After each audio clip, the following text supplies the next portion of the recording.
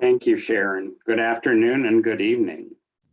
I've known Andrea Honigsfeld and Maria Dove for more than a decade.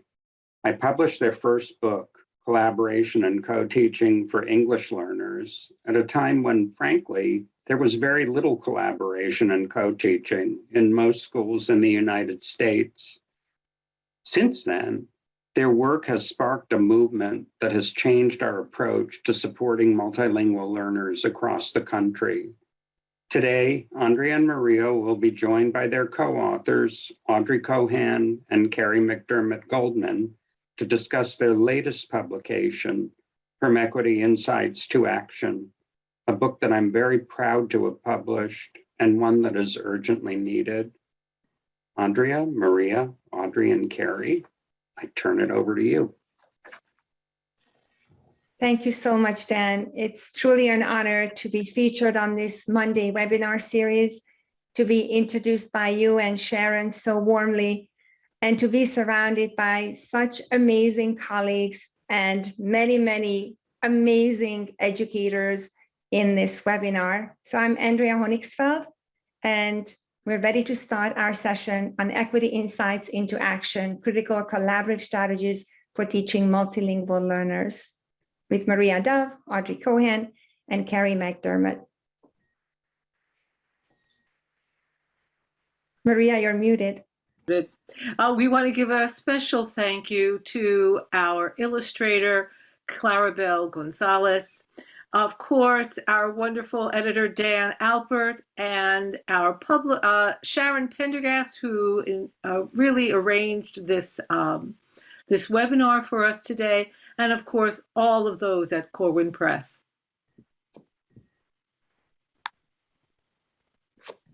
So I'm Audrey Cohan. Welcome, everybody. I'm the Senior Dean for Research and Scholarship at Molloy College. And I'm Andrea Honigsfeld. I'm Associate Dean and Director of a doctoral program focusing on social justice and equity at Molloy College. And I'm Carrie McDermott Goldman. I'm an Associate Professor at Molloy College and also the coordinator of graduate TESOL and bilingual programs and postgraduate programs.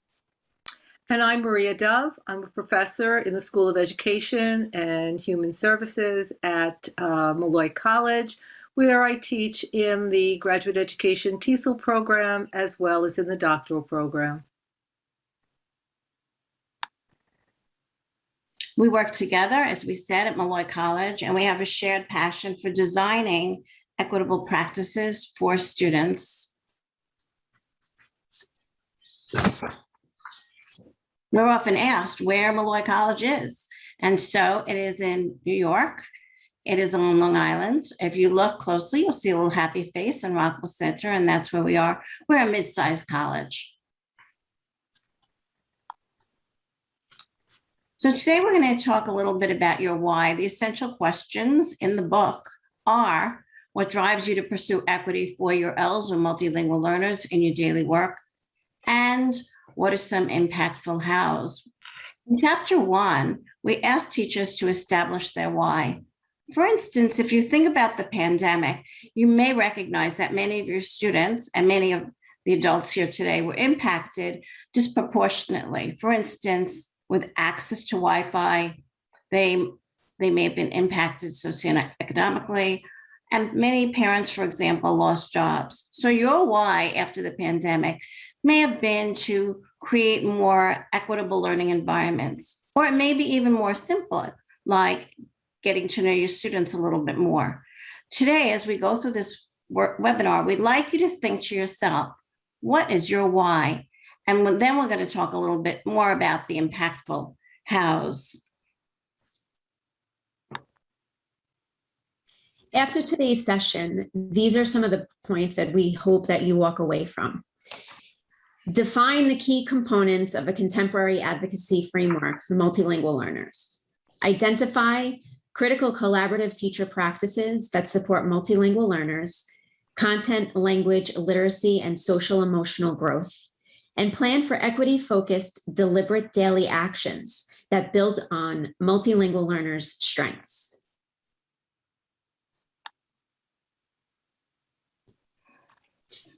As we recognize the context in which equity must be front and center as we head into 2022, we would like to invite you to reflect what educational discourse dominates your context. If you could take a moment to enter into the chat any of the numbers here that might coincide with that. And here we've listed some items like COVID slide, learning loss, retention of underserved students, a focus on remediation, deficit thinking, and impact on students' social emotional well-being. So if you could just take a moment, I see some of you are adding to the chat. I see number 2 and 6. Thank you. Thank you so much for participating.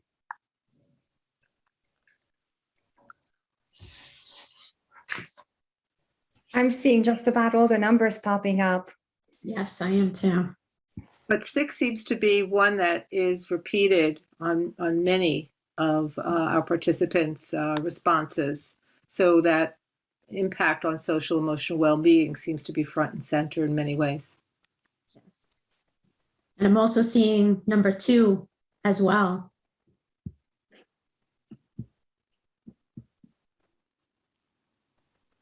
Okay. 2 and 6. And I did notice some 5s. So what are the dangers of deficit thinking? Well, number 1, it may lead to tracking multilingual learners into long-term remediation, which is something that we just don't want to see. It may also significantly impact their self-concept and social emotional well-being. We often talk about the fact that deficit thinking is from the past. It looks back, and we'd like to replace it, and many of you already have begun to do so, with asset-based thinking and accelerated learning and new pathways to the future.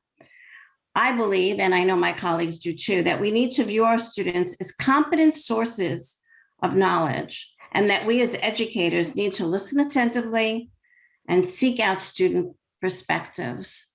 And I see a few more people are writing in that they can't see anything in the chat. So can somebody give them some guidelines on how to do that?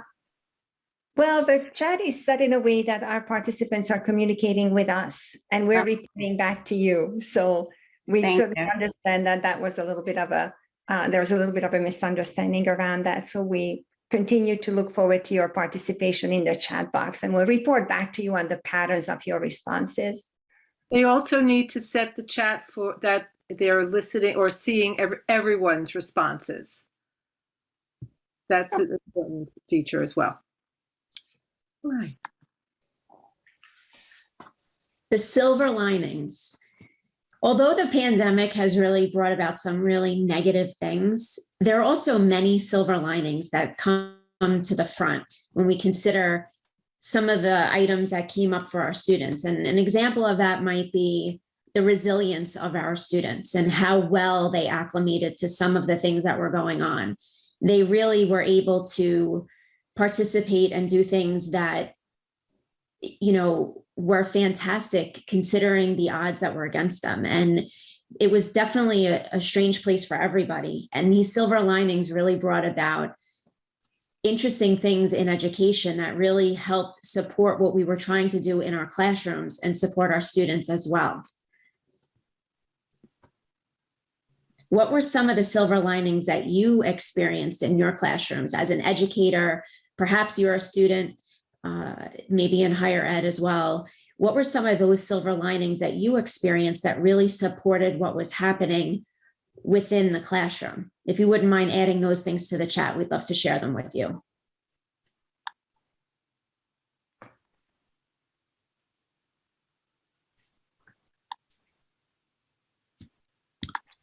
So we're seeing one pattern emerging related to technology.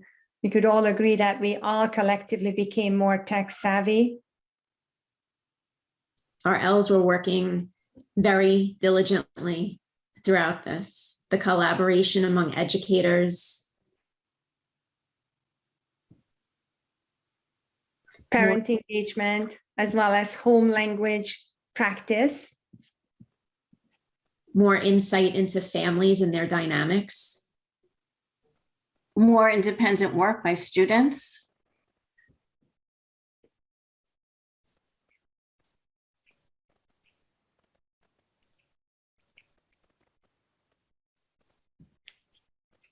a lot of the same ideas are coming up, as we mentioned earlier. Flexibility was also mentioned multiple times. More communication and patience and understanding for each other, relationship building. Advocacy. Right. Parents understanding teachers better, teachers understanding parents and families better. Focus on well-being and social emotional growth and development. All right. Wonderful answers. Thank you so much for your amazing participation. We know we have over 150 of you here, and we're trying to read through the chat, multitask, and try to get all of your answers captured as we reflect on the common themes here. So we'd like to take you back to the early days of the pandemic, when in the Financial Times, Arundhati Roy, renowned Indian novelist, wrote an extremely powerful essay about the state of affairs in India in light of the COVID conditions. This is what she said. Historically, pandemics have forced humans to break with the past and imagine their world anew. This one is no different. It is a portal, a gateway between one world and the next. We can choose to walk through it, dragging the carcasses of our prejudice and hatred, our avarice, our data banks and dead ideas, our dead rivers and smoky skies behind us. Or we can walk through lightly with little luggage, ready to imagine another world and ready to fight for it. When I read this essay, I could not put it down. I kept reading it. I kept sharing with my friends and colleagues. And this quote especially, this metaphor especially, just would not leave me alone. I literally had sleepless nights because of how powerfully Arundhati Roy captured this crisis and what it could mean to us. So I reached out to my colleagues, Maria, Audrey, Carrie, and I said to them, we have to write a book about this moment. And let's think about the general societal portal, but go beyond that and think about an educational portal that opened up for us. And that's how our book was born. And we brought it to Dan, we brought it to Corwin, and we were so excited to find out that we were able to participate in the Agile Publishing program, which meant we were invited to write this book in 4 weeks. Well, we could not do that. We needed 6 weeks, but we lived every moment. We were in this portal. We were going in and out of the educational portal as we were researching, writing, interviewing, gathering examples of how educators around the United States and beyond experience COVID. So think about this for a moment. As you were entering this educational portal, and hopefully soon we will be on the other side of this portal, what are you leaving behind? You could certainly share in the chat box or just pause and reflect and think deeply about what practices do not serve us anymore. What do we have to get rid of and leave behind? And that's how we started our conversation around writing this book, around discussing all of those educational choices, practices, programs that no longer support any child and especially harmful for multilingual learners. And I see some answers are popping up. Thank you so much for sharing. Narrow view of remote learning, one participant said, and others are sharing with us how much you like this metaphor. Leave behind the excuses. Beautiful, very, very powerful. Somebody says, leave behind being a follower and take a leadership role. We can't lead from the margins. We can't lead in support of marginalized groups from the margins. We do have to take stronger advocacy roles. Thank you so much for reminding us. And that's the goal of our book too. There are lots of books about equity, lots of books about what COVID did to us. So we're very, very honored to be able to write about equity through the lens of multilingual learners. As we've entered this portal, we have to consider the idea that our students are not the same students that we had before. And we're very different as well as we enter into this new time frame. And although we've left some of these things behind as we step into the portal, I'd like you to consider what happens when we get on the other side of the portal. What are some of those things that you'd like to bring with you? How do we embrace educational equity for multilingual learners on the other side? If you'd like to share that with us, we'd love to hear what you have to say. Relationships matter. Absolutely. Thank you for sharing that. Relationships really are the building blocks for everything that we do. Continuing to support our students. That differences make us stronger.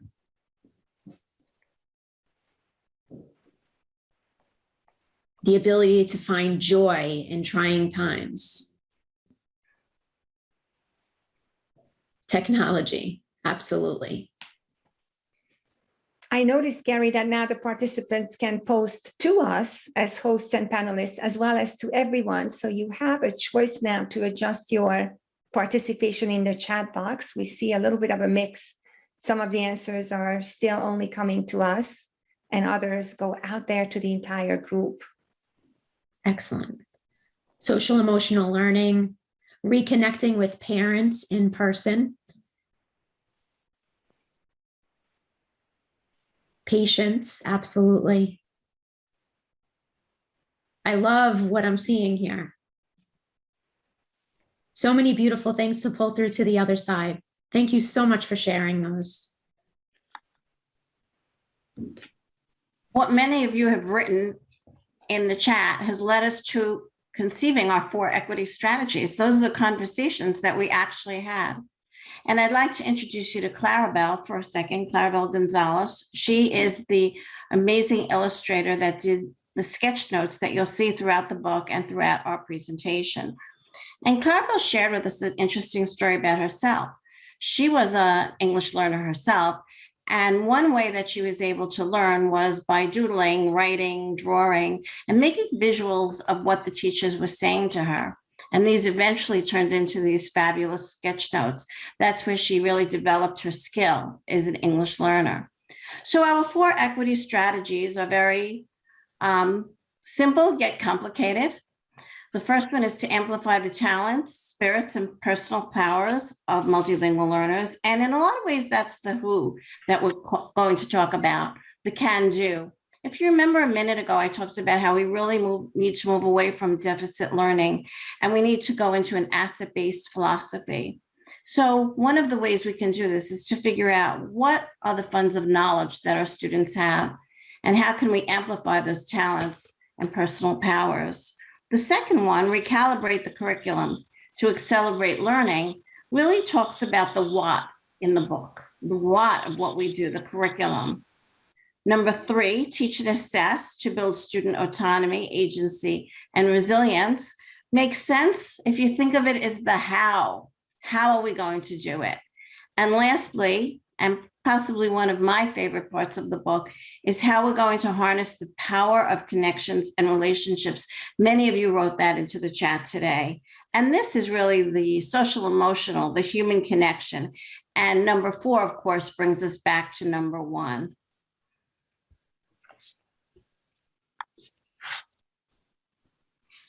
So earlier today, Audrey also mentioned that we always have to start with our whys. The entire book is anchored in that conversation that we first began around this educational portal. And when we try to define our why for the book, we looked at that question through 2 lenses. Why interpreted as what's the rationale, what's the purpose for implementing these equity strategies? And the second why was around the importance of this kind of work. Why does it matter? As Bettina Love likes to emphasize the importance of mattering. So what we're going to do next, we're going to reintroduce these 4 strategies to you through our whys, through these 2 lenses, as well as the daily actionable steps that we can take, the intentional equity moves that we're presenting to you in the book. And then finally, we're going to give you some concrete examples, what they look like. Thank you, Andrea. That was a great segue into this first figure that we're going to look at today, the key equity strategies and our whys. And you'll see this chart as we move through the rest of the presentation. The equity strategy, number one, if you recall, is to amplify the talent, spirit, and personal power of multilingual learners. What's the purpose or the rationale behind that? Well, we would like to affirm each and every student and recognize their unique assets and their strengths. And why does it matter? Well, all students, especially our multilingual learners, must feel valued, affirmed, seen, heard, and appreciated for what they are and what they can do. So, as I asked you earlier, start to think about your why. Have you established your why and how it's going to impact your classes, schools, district, as you return to school tomorrow? So let's consider what are some deliberate daily actions that might take place in order to amplify students' power and talents and spirits. So we have to really consider how we can get to know our students in order to best understand them. So we can begin by sharing our own stories with students, and so they might feel more comfortable about sharing their own. So we need to talk and listen to our students. We need to get to know them in a way that allows us to recognize their full humanity and make sure that we invite them to respond to us and express themselves with in multiple ways, using multiple ways of communication. These are just basic strategies for focusing on students' assets. One of those strategies comes from WIDA, who has their can-do student portraits, and you can see that on the left. They include information about students' educational background, languages, interests, family, in addition to their levels of language proficiency. On the right is another example, and this one is in our co-planning book. It's another example of a completed student portrait, and this one was developed by Alicia Owens from the American International School in Guangzhou, China. And it was completed by her student, Jenny Kim. And the importance of these type of student portraits or profiles is that students create them, and then they are reviewed by teachers, and then they are updated and revised. And in this way, they are tools for collecting important data on students.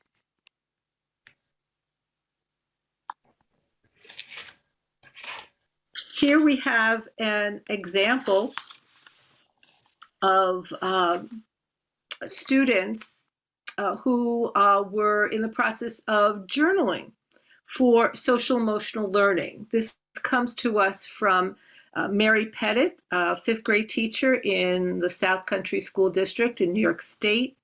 She taught students the difference between being mindful, F-U-L-L, and mindful, just with one L. Being mindful with the double L was one in which students had to really visually represent how they feel when they're feeling overwhelmed, when their mind is so very full. And you could see in this drawing that one student had completed, she said that when I am mindful, F-U-L-L, my head hurts because I'm thinking too much. And then, of course, when she's being mindful, she feels free and her mind is only, she says, my mind is only on things I see. So this was just part of getting to know students and also having them connect to them, their own social emotional issues as well.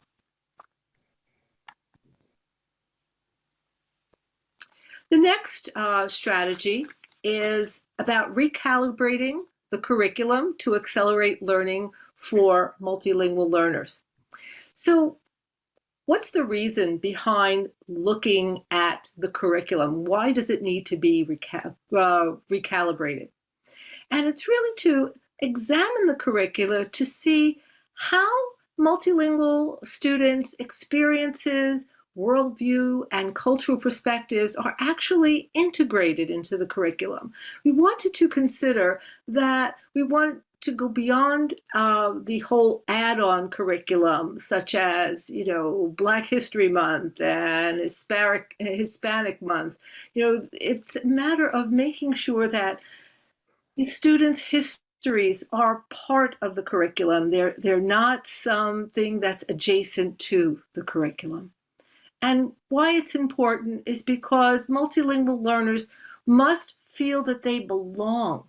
And in order for them to feel that they belong, they have to have access to culturally, historically, and linguistically responsive, sustaining, integrated curricula that accelerates their academic and linguistic development.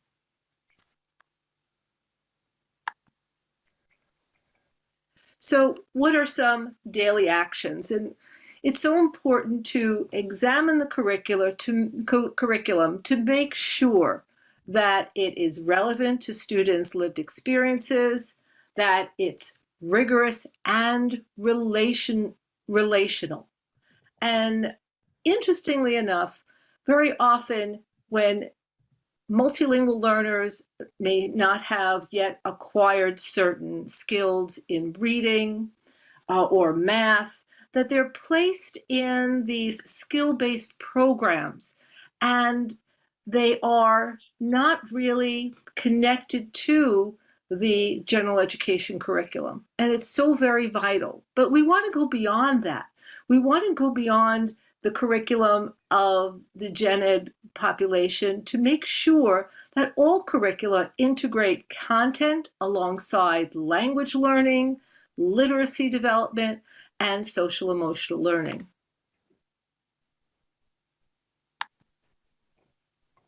So what does it look like? So we developed these 4 questions to consider how to go about developing curricula that is going to meet the needs of English learners and multilingual learners.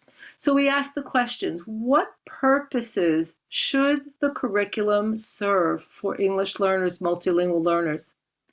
And even more important, who decides what is most important to teach? And interestingly enough, the person who decides what is important to teach often decides, of course, what is taught. And often what is taught has nothing to do with the nature and the cultural aspects of our multilingual learners. For the most part, curricula still is situated in its white male-dominated Eurocentric curriculum. So how do we go about changing that? What is the nature of ELs and MLs in the learning process? How do we incorporate what students want to learn, what they want to know into our curricular process, as well as how should the learning of ELs and MLs be evaluated? So thinking about alternative ways to assess these students. So here are some thoughts about how to go about recalibrating the curriculum. First, we have to consider the content, what we teach, and then how we deliver lessons, how we go about teaching them. We have to think about integration of content, language, and literacy, so how we plan is very important. And also the equitable assessment measures that need to be addressed. So how we gauge progress is important, as well as advocacy for equity, how teachers and students use their voices so that the needs of all students are met.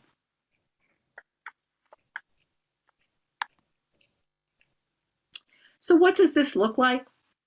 Well, we have to consider how to go about maybe conducting conducting curriculum equity audits. And one way to start is just to consider what is in our libraries, what is in our school libraries, our classroom libraries, whose lives do the novels that our students are reading represent and reflect. So that's one way to go about, and it's more systemic with a curriculum equity audit. You really have to get everyone on a school-wide or grade level, wide level involved. Another way for teachers to consider their curriculum is with the checklist that is on the right, and that comes from our co-planning book. It's a checklist for high-quality curriculum for ELs and MLs. And looking at each of the components, it's important for teachers as part of their planning phase to examine curricula and make sure that the students are seeing themselves and their lived experiences in the curriculum.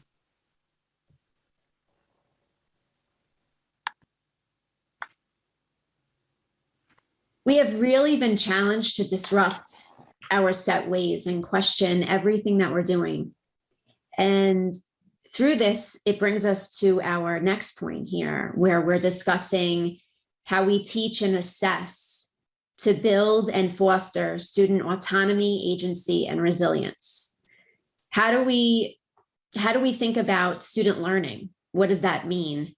And how do we ensure all of our multilingual learners have access to enriching learning experiences that really enhance what's happening in the classroom? How do we build on that?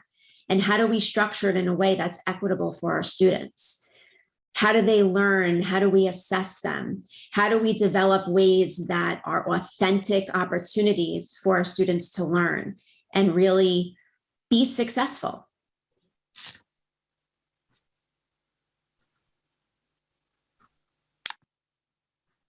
We need to take deliberate daily action to really rethink, reimagine, and retool our instruction and assessment practices to support multilingual learners and focus on language and literacy through what's happening in the classroom. And really giving them, as I mentioned a few moments ago, authentic opportunities to learn and develop their language. I'd like you to consider how you implement multidimensional instructional strategies in your classrooms. How are you creating equitable approaches to assessment as and for learning? And that's really our focus here. Teaching multilingual learners and taking opportunities to not only teach them, but to learn alongside them and with them throughout whatever it is that we're doing in our classrooms. And again, those authentic opportunities to really consider their success. How do we push them forward? How do we help them really achieve?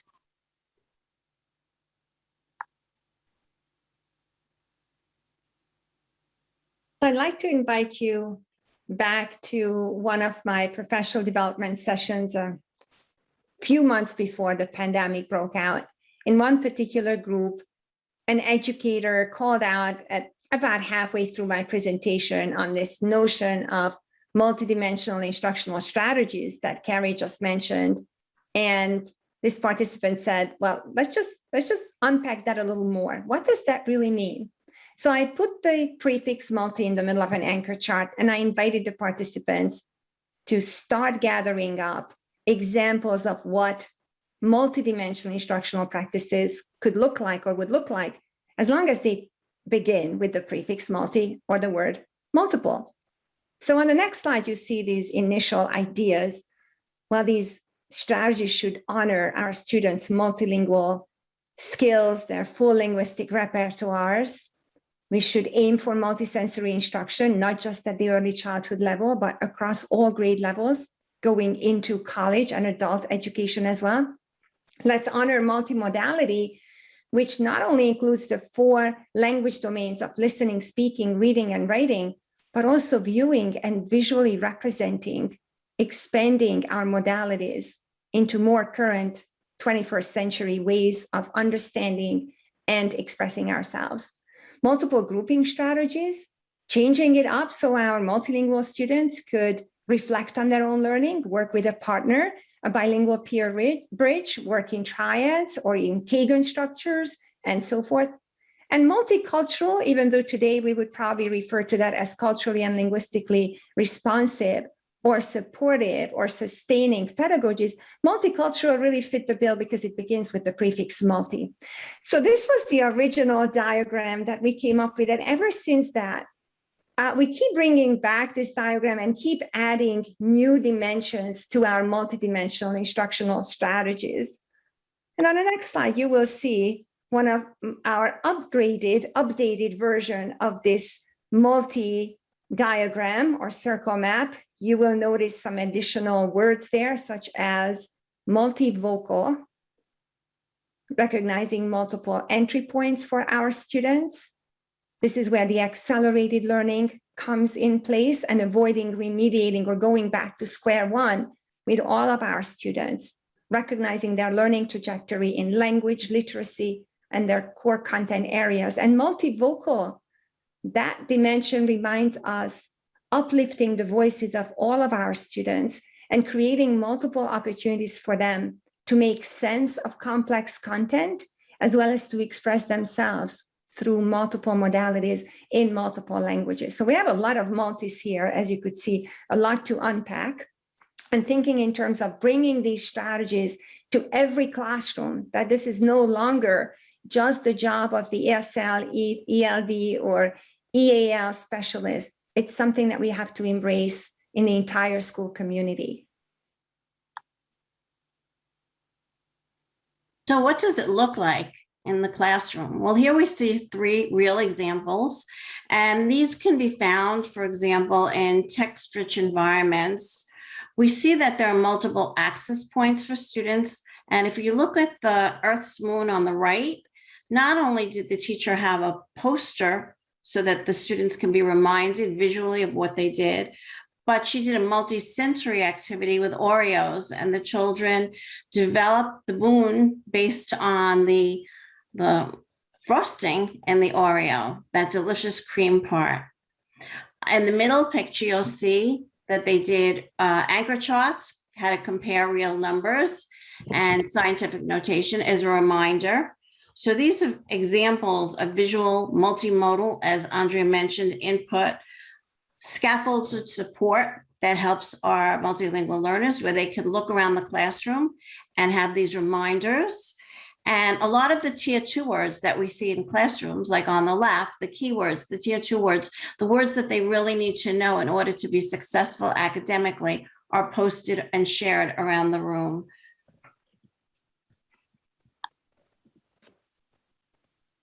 We're moving into the 4th strategy that we had discussed. And I want to mention that we've kind of pulled this throughout the entire presentation, really considering how we can embrace our students and make sure that they feel connected and have a sense of belonging in our classrooms and our schools and our districts. Because when that happens, they have a much greater chance of being successful. And so that's what brings us to our 4th equity strategy of harnessing the power of connections and relationships. And we all know that really bringing in that connection is so essential to what we do. Our students need to feel like they're in a healthy and safe environment so that they're open to learning. And the more that we develop these relationships with our students, the more they feel like they can. And our students will move forward to where they will succeed. And really embracing them so that they feel like they're part of something is so very important. We want them to be part of our classrooms, our community, and we want them to not only be seen, but also to be heard. And those connections are so essential to what we're doing in our classroom. And that brings us to our next slide with our deliberate daily actions, and really thinking about how we partner with our students and really collaborate with them in the classroom, how we teach them to collaborate with one another, and how we also collaborate with other teachers and other stakeholders within our building, within our district, and within the community, and how these connections really help whatever it is that we have going on in our school, but also beyond that. And when we think about our pandemic and where we were before we entered the portal. Some of these connections were there, but they were not as strong. And as we've moved through to the other side, hopefully getting closer to the true other side of it, we really need to think about what those connections look like and how strong that they've become, because they are a really essential piece of what we do, not only as human beings, but as educators. And that really pulls our students together, and it helps overall bridge all of those things that really support our students. And when we think about how all those people participate, our social workers, our guidance counselors, our aides, our administrators, coaches, mentors, everyone that really surrounds our students, it's a community, and it really truly takes a community to build our students up. And it's all about us collaborating to do that. I just wanted to quickly give one more shout out, if we could go back for 1 second, to Claribel Gonzalez. If you notice, right next to all of our deliberate daily actions were these amazing sketch notes. This is the last one from the equity book. She captured the entire chapter that we wrote about a particular topic on a single one-pager, just masterfully, as well as truly artistically and creatively. So thank you. And I love what she put in the center, recognizing the humanity of all as almost like a final takeaway from this chapter. So one way to make sure that students feel like they belong is to make sure that they are engaged in classroom instruction. And one way to do that, on the right, you see a group of 3 teachers. They're a teaching team, a 6th grade teaching team. One is an L teacher, one is an ELA teacher, and the third is a special education teacher.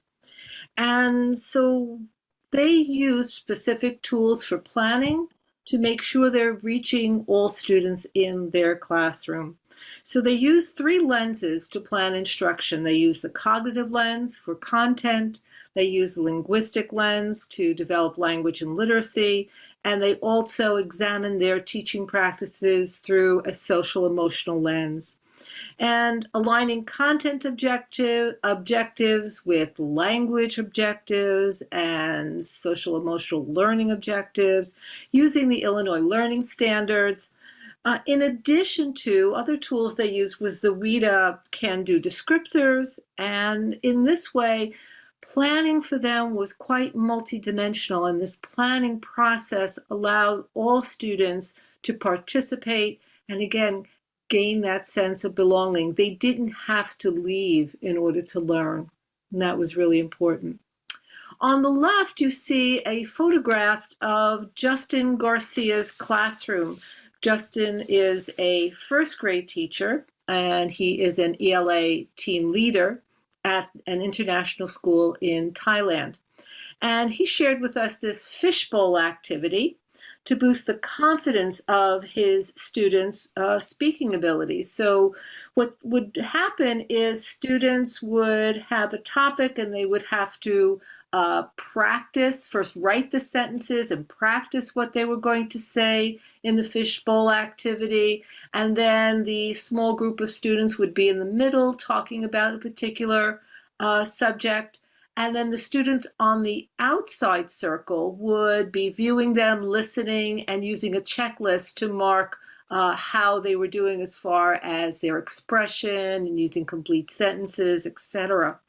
And actually, to Justin's surprise, he had instituted this so they could practice spoken English, but he was surprised by the fact that this whole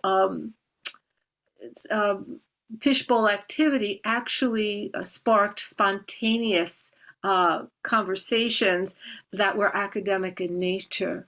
So really, again, promoting the type of activities that make sure that all students belong.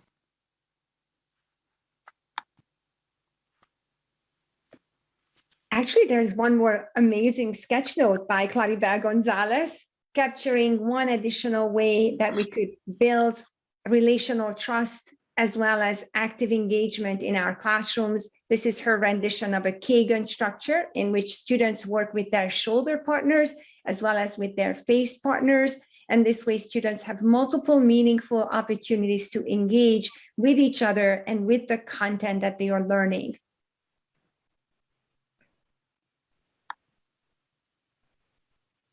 So as we've moved you through the portal and you've come along with us today, we're all moving towards 2022.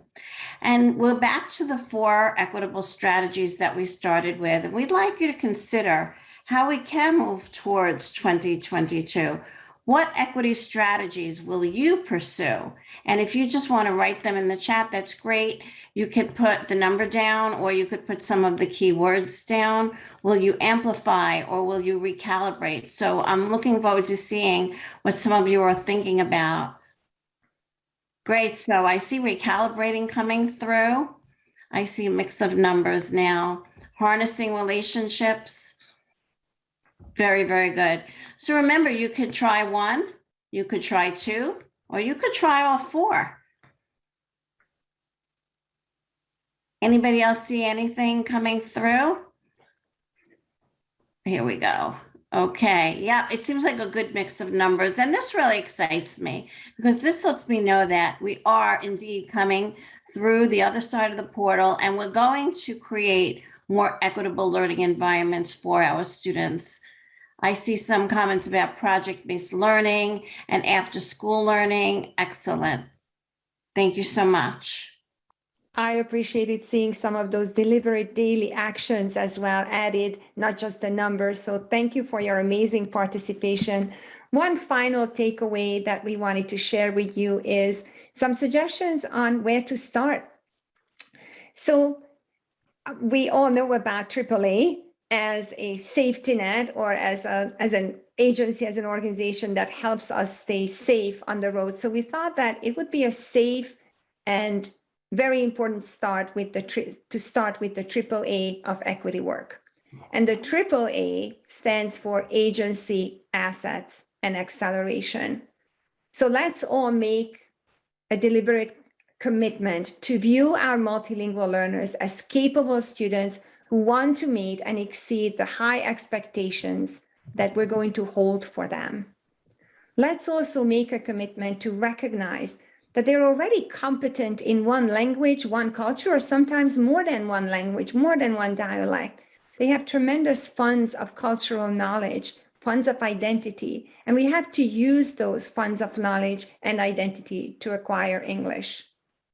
And funds of knowledge, yes. I see I had an ELL moment there as an English learner myself. It could also be funds, and it could be certainly joyful learning. I think that was a quick recovery, thinking fast on my feet here. That's what we do as English learners. We need our coping mechanisms in place. This was not intentional, I promise you. And Lois Moore's work, absolutely, funds of knowledge and funds of identity. And then finally, how to accelerate their learning. And acceleration does not mean speaking faster or speaking louder or taking up a faster pace in our teaching. Acceleration comes to us from gifted education, in which we intentionally focus on essential learning for our students, and we scaffold up rather than simplify or water down the curriculum. We make sure that we are integrating language, content, literacy, and social emotional development, because we do not have time to do each of these dimensions of their learning separately. That's where the acceleration comes from.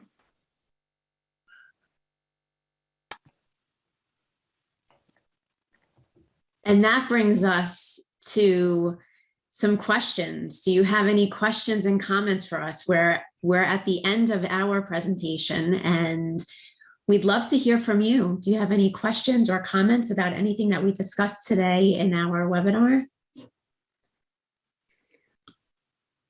I think some comments came in about the typo. I think we all had fun with discovering the typo, where it's fun or funds, a little Freudian slip there. And some other wonderful comments about acknowledging our students with interrupted education, their literacy levels. I think because of COVID, we could probably all now relate to being students or learners with interrupted formal education. We have also experienced many of the same kind of core stressors that our immigrant families have always experienced and had to develop resilience around. So we have lots of shared experiences, so many more dimensions to this work. This is what we could pack into one webinar, and we're so honored that you were here with us. So some comments are coming in, and we're going to give it back to Sharon in a moment as well, as we consider your questions and comments. What are biases? One question was not sure what your biases or what biases might be in the curriculum.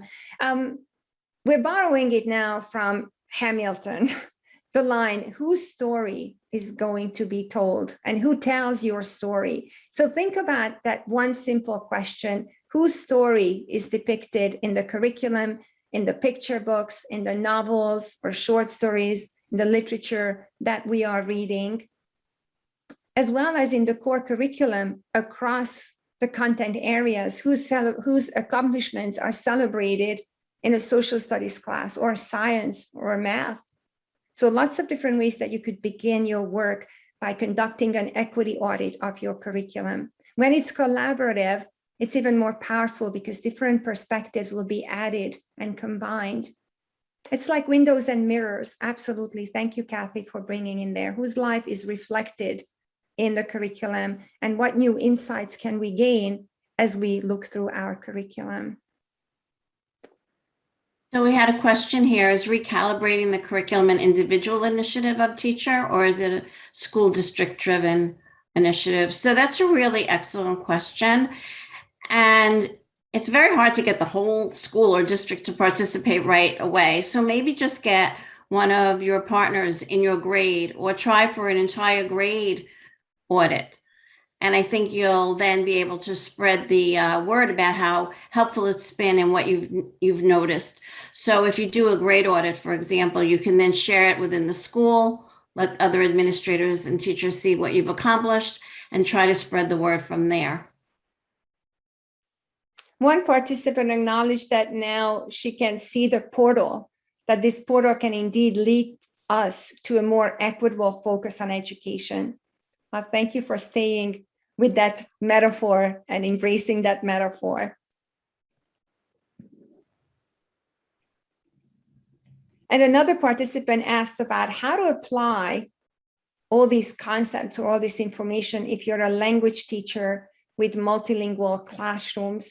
Well, throughout the presentation, we highlighted deliberate daily actions. While we gave you an overarching framework with 4 core strategies, we also highlighted deliberate daily actions, and it's literally one day at a time, one action at a time, one intention at a time that you can make a difference in your students' lives.